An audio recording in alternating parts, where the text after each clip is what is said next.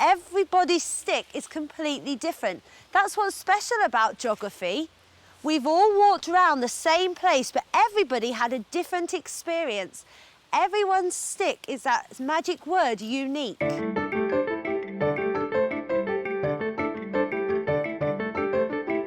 Edwalton Primary School in Nottinghamshire is in the unusual position of having its own farm and 3-acre wood.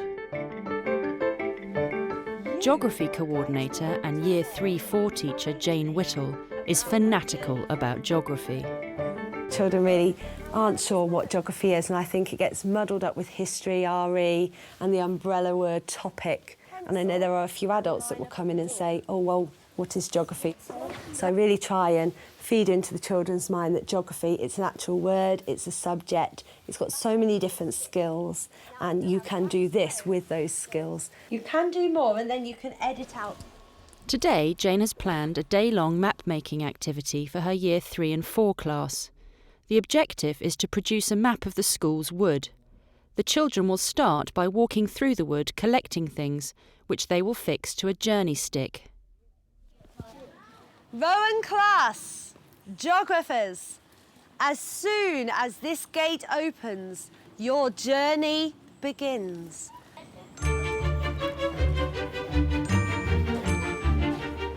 Now I can already see a feather.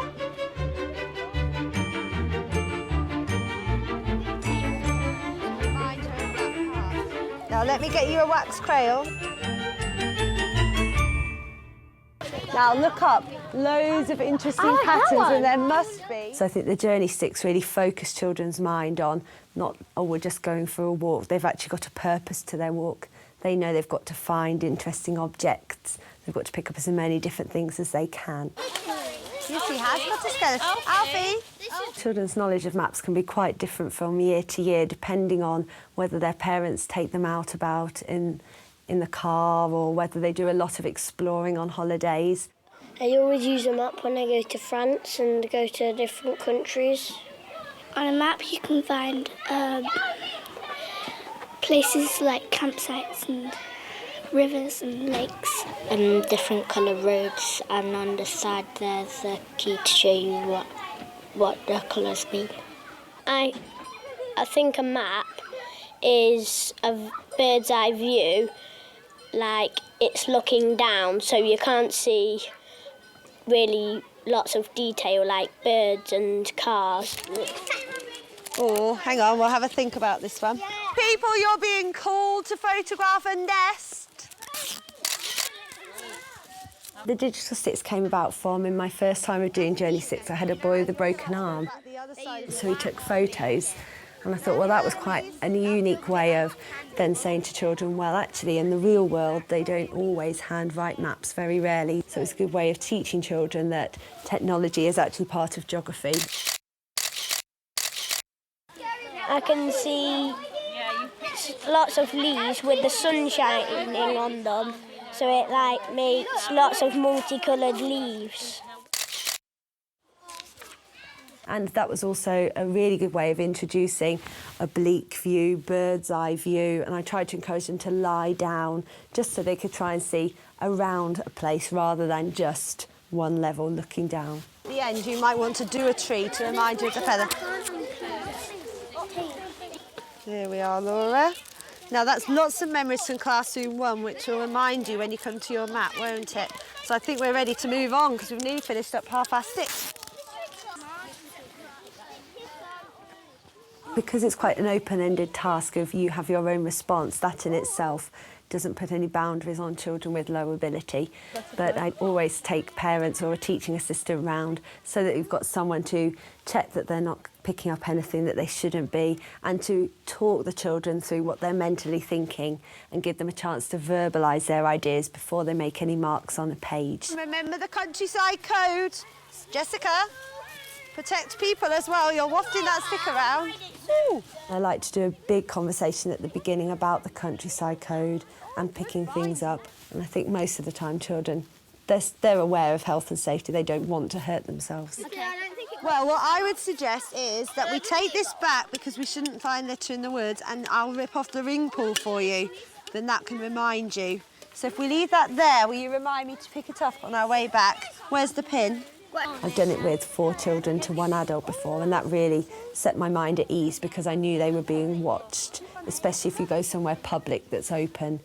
But I do appreciate that it is quite a risk to actually get going. But I think once you've tried a journey stick for yourself and gone through the mental process of should I pick it up, shouldn't I, then you can talk to the children a lot easier about it.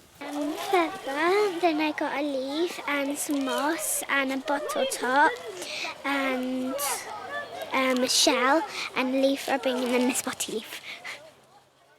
Even something that might not be interesting to us or another child is really interesting and really special to someone else. Now, I'm not really sure how you're going to get all of that on your stick, but I guess we could pin it so it goes there. I think that makes the whole experience meaningful for the children as well, to see that they can find something valuable that someone else might not even consider picking up, and that throws up a whole discussion about children's attitudes towards a place. You could see something that triggers your memory about something that you were feeling at the time. It's just a personal response to a place through different artefacts. Try and pop it underneath, try and do a cross shape. Pop it underneath. Pop it underneath. And let's just squidge it a bit, won't we?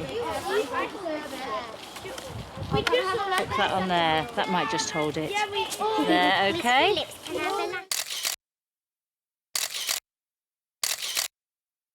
Now, Harry, are you ready, Lily? Ranjit, where did our journey start? When we got in the woods. We are now going to walk, Luke, all the way back to the start of our journey. So this is the last chance, Alfie, to pick up things for your journey stick. The very last part of our journey. OK, let's go. And then they've got that permanent fixture in front of them when they then come on to make a map. So it's very visual and very tactile for all different learners. Got a feather.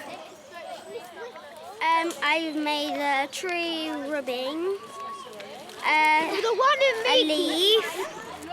I've got a different feather.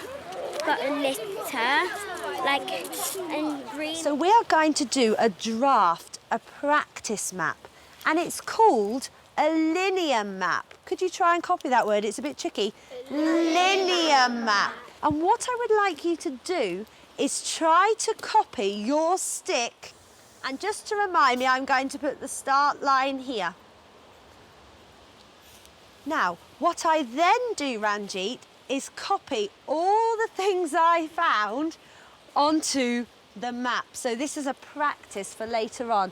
So let me do Jessica's really interesting leaf here.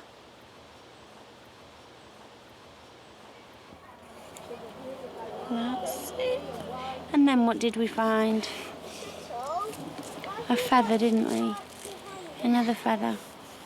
Make sure you use your journey stick carefully.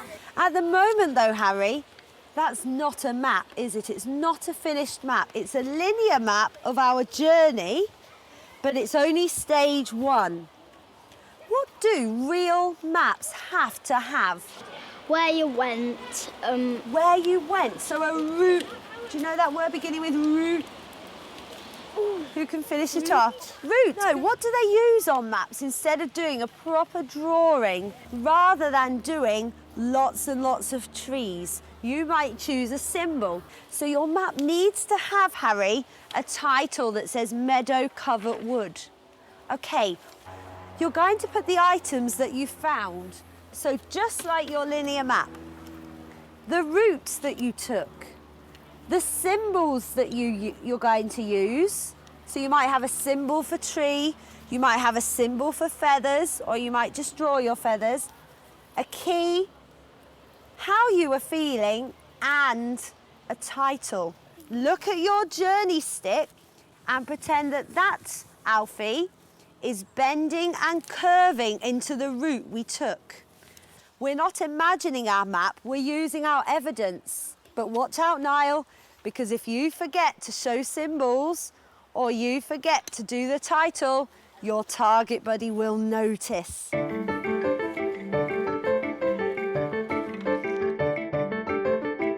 A straight line. east is that way, west is that way, and we go south. A shortcut through the woods.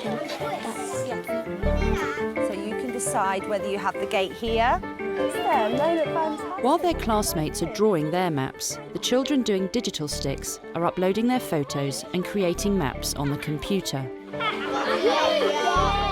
It's a lot more thicker out of the outline, so you know what to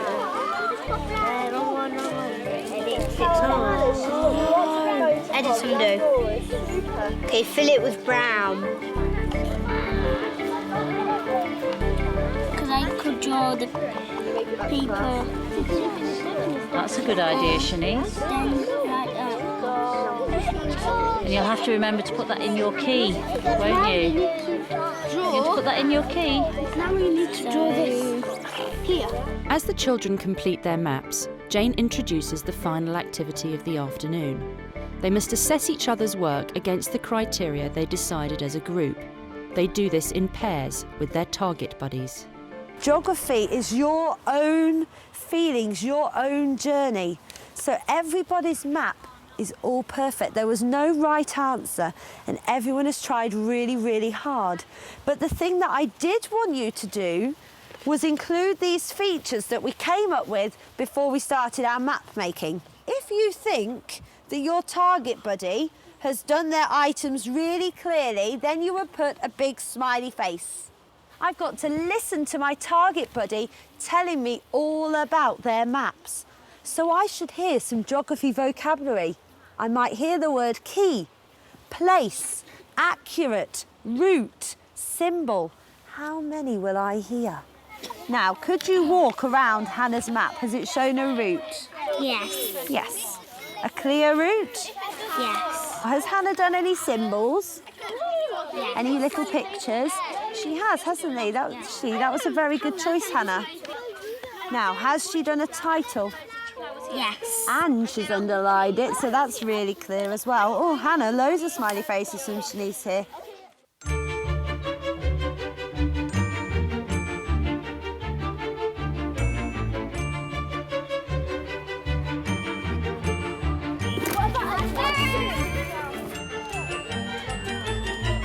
For some children, it's a breath of fresh air and it's a relief, and it's also fun for the teacher as well to be doing something different. And being able to wander around completely can turn some children on to learning that normally would be frightened to have to write or open a textbook. And I think it gives such a different, unique dimension to learning and helps children sometimes to realise that even their walk to school, they're actually learning something on the way. The success of the journey sticks has inspired Jane to try them out in subject areas other than geography.